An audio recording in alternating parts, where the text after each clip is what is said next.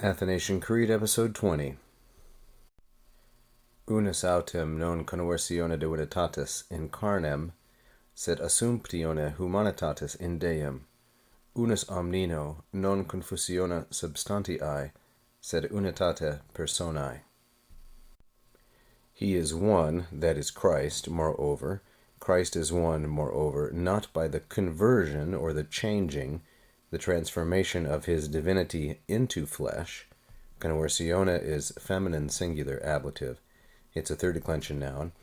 Divinitatis feminine singular and genitive. But by the assumption or the taking into of his humanity into God or into the Godhead. Assumptione, like conversione, is feminine singular and ablative, and humanitatis, like divinitatis, feminine singular genitive. He is one completely, absolutely, altogether. Omnino is the adverbial form of the very common adjective, third declension adjective, omnis.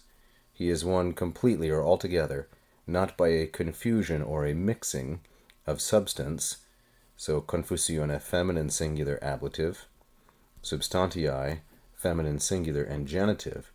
There are a great number of feminine abstract nouns, not by the confusion or mixing of substance, but by the unity, unitate, of the person, personae.